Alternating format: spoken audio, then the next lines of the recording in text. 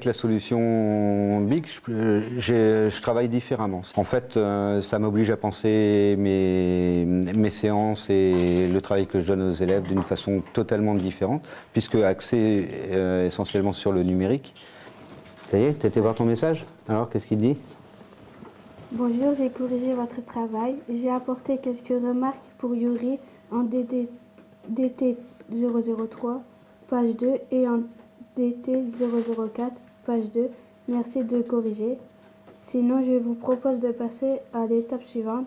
Bonne séance, Monsieur Varnout. C'est pour ça que je passe par le NT pour leur donner le petit message par mail avec ce qui leur sert de fiche contrat. Finalement, en fait, avec ça, ils savent ce qu'ils doivent faire et ils n'ont plus qu'à suivre le déroulé. Alors, qu'est-ce que tu dois faire?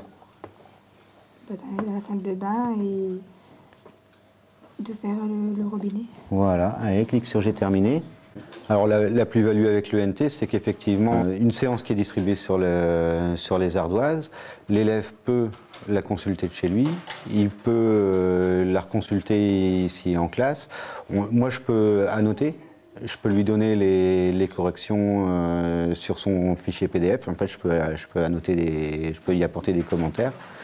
Hein, donc ça, c'est ton câblage d'hier, ok? Tu feras attention à la propreté, d'accord? Ça marche? Hein, de tracer bien droit. Et quand tu utilises le câble de terre, c'est jaune et vert, mais en pointillé.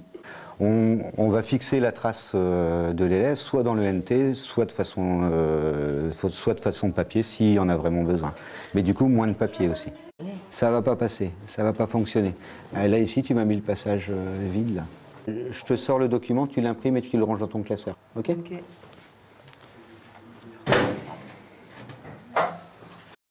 Je vais vous lancer sur le site de la SECPA.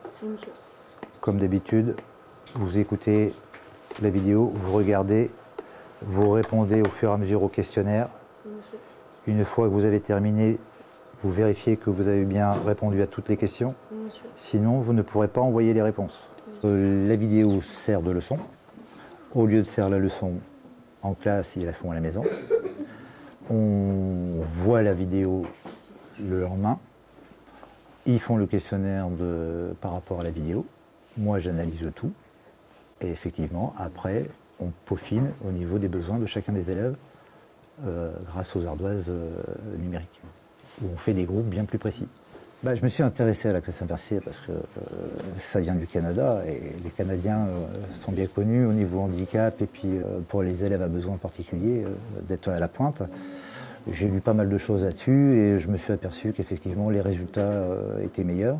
Donc moi je commence, ça fait 4-5 mois, donc je verrai vraiment les résultats qu'à la fin. Mais au niveau investissement des élèves, je pense que c'est très positif. Ouais.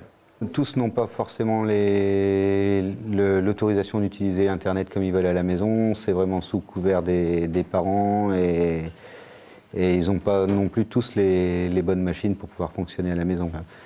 Ceci dit, il y a d'autres points d'accès et ils peuvent y accéder en maison de quartier, dans le 3C chez nous ou autre. Ils peuvent aller se connecter sur leur espace numérique de travail.